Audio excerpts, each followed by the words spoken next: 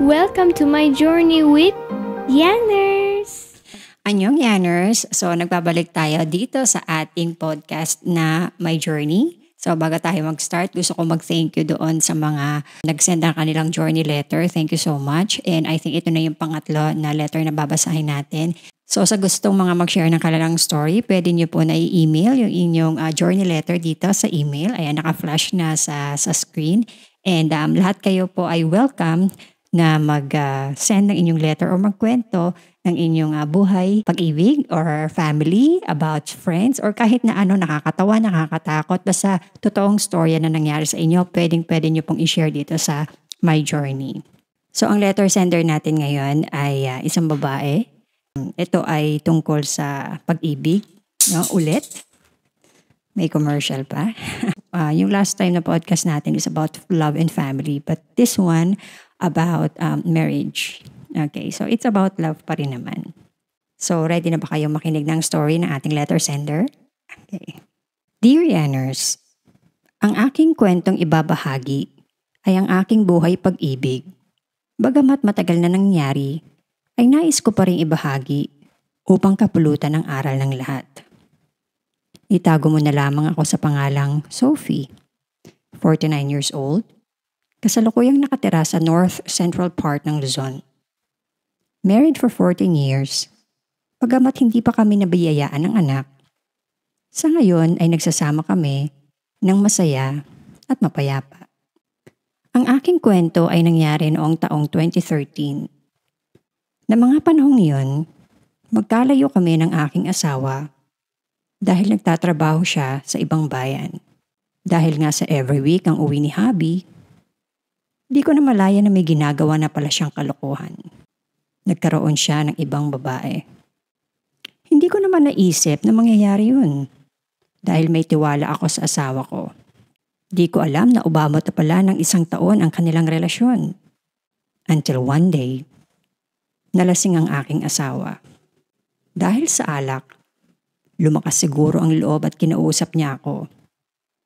At nagsabi siya na ang sama daw niyang asawa. Siyempre, nagtanong ako kung bakit niya nasabi yun.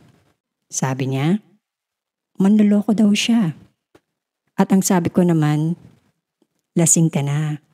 Bukas na tayo mag-usap. Pero di siya pumayag. At pinagtapat na niya na may other woman daw siya.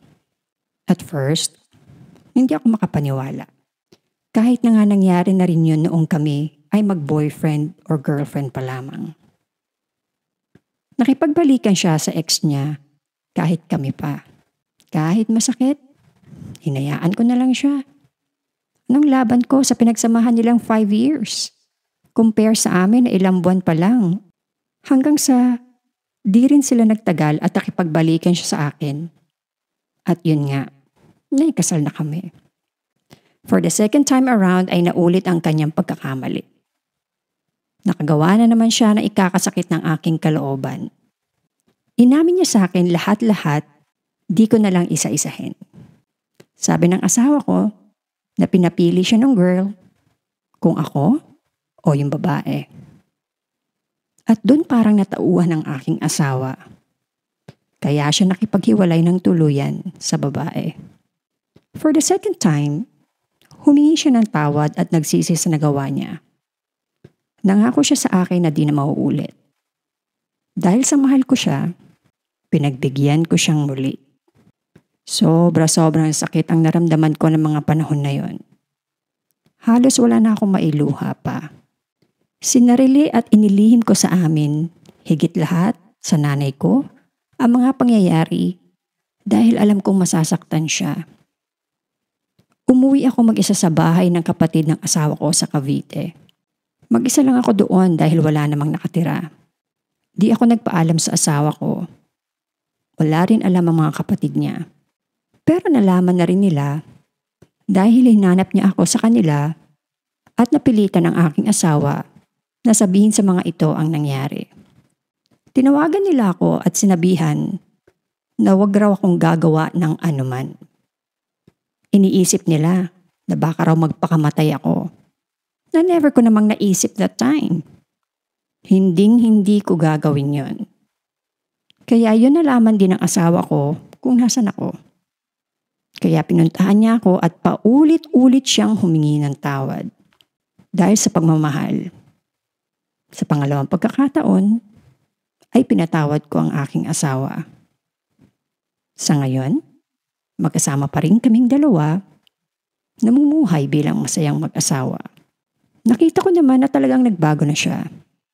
Mula nang nangyari yun, hanggang ngayon.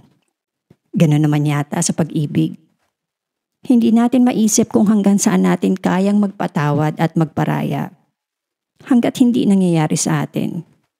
Kaya para sa mga nakikinig, kung mahal nyo at tingin nyo karapat dapat ipaglaban nyo. Kung mahal mo, patawarin mo. Magkakaiba man tayo ng kwento at pamamaraan sa pagmamahal, naway napulutan nyo ng aral ang aking kwento. Sa ngayon, pinagdadasal ko na sana hindi na maulit pa iyon. Dahil baka sa pangatlong beses, hindi ko nakayanin pa. Hanggang dito na lang, Yanners, at maraming salamat. God bless. Nagmamahal, Sophie. Thank you, Sophie, for sharing your love story with us. And nakaka-inspire naman talaga yung mga ganitong story, lalo na when it's about a marriage. Malalim kasi yung salitang marriage. Hindi siya yung basta-basta na kapag ayaw mo na, hiwalay na. Kapag nagsawa na kayo sa isa't isa, sige, maghiwalay na tayo. Lalo na kung may mga anak kayo. Hindi ganon kadali na umayaw. So kapag may ginawa yung asawa natin na hindi maganda, hindi basta-basta natin sabihin na, sige, hiwalay na tayo. Sige, ayoko na sa'yo.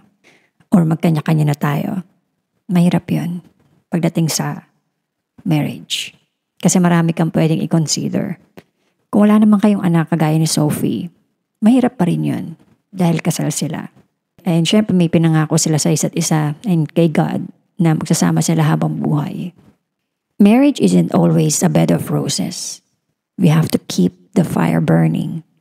Ang hirap niyan lalo na kung matagal na kayo mag-asawa. Paano ba mapapanatili yung love, yung kilig, yung init sa inyong dalawa? Doon sa kwento ni Sophie na nagloko yung kanyang husband na meron siyang ibang babae. Kung iisipin natin, parang normal na lang yan na nangyayari sa mga magkarelasyon. Pero sabi nga ni Sophie, pag sa'yo nangyari, doon mo lang maiisip or doon mo lang mararamdaman na masakit pala. Ng babae, bumalik sa asawa, ng babae ulit, bumalik ulit. Pero kung iisipin natin, normal na yan. Pero kapag sa atin nangyari, napakasakit nun. Masasabi ba natin na hindi nag-iisip itong si Sophie dahil tinanggap niya ulit yung asawa niya kahit na alam niya nagloko? Hindi naman. Kasi kagaya nga sinabi ni Sophie dun sa letter, iba-iba tayo ng pamamaraan ng pagmamahal. Yun yung kanyang way ng pagmamahal, yung lagi siyang nagpapatawad. Paulit-ulit may gawin yung kanyang asawa. Papatawarin at papatawarin niya. Kasi nga mahal niya. Masisisi ba natin siya? Hindi. Kasi yun nga yung pamamaraan niya ng pagmamahal sa isang tao. It's easier said than done. Madali nating sabihin na, hiwalayan mo na yan. Ilang beses ka na niloko or niloko ka na yan. Ako ba, tanga ka ba? Pinatawad mo pa? Pero kasi, wala tayo sa sitwasyon. Dun sa nangyari kay Sophie, sinabi niya na sana, huwag na ulit mangyayari yun sa kanya. Dahil pag nangyari yun, baka hindi na niya kayanin. Pero I think, kung nangyayari siguro ulit yun, patatawarin mo pa rin yung asawa mo. Kasi, alam kong mahal mo siya. Mali? Tanga? Ganun eh. Hindi natin pwedeng sabihin na mali ka mag-isip. That's love. Mahirap kontrolin ang love. Love is blind, sabi nga nila, no? Literal, bulag. Pipi, bulag at bingi pagdating na sa love. Pero ganun pa man, ikaw pa rin ang pinili ng asawa mo. Winner ka pa din. Ano? Dahil iniwan niya yung kanyang babae for you. Nagkamali man siya nung una, okay. Mali na nagkaroon siya ng ibang babae. yung binalikan ka niya na ikaw ang pinili niya at na-realize ng asawa mo na ikaw pala yung mahal niya. Wini-wish natin na wag nang gawin ulit ni hubby yun. Sana tuloy-tuloy na yan. Na ma-realize ni hubby mo na wag na siyang lumingon sa iba. No, kasi nandiyan ka na. So, sa mga nakaka-experience ng ganito sa kanilang asawa or sa kanilang partner, kayo lang ang makakapagsabi kung ano yung dapat.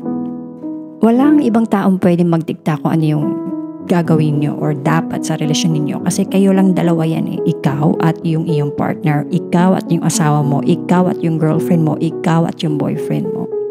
So siguro wag tayo magpapadala sa dikta ng ibang tao na ito gawin mo, ganyan ang gawin mo. No, ikaw lang, kayong dalawa lang ang pwedeng mag-usap tungkol dyan. Pero syempre masaya kami na ngayon ay mapayapa kayo nagsasama ng inyong asawa kahit hindi kayo nabayayaan ng anak. Okay na rin siguro yan. Kasi ganun talaga ang buhay. Hindi lahat siguro nakukuha natin sa buhay natin. Merong kulang, merong sobra, merong sakto lang.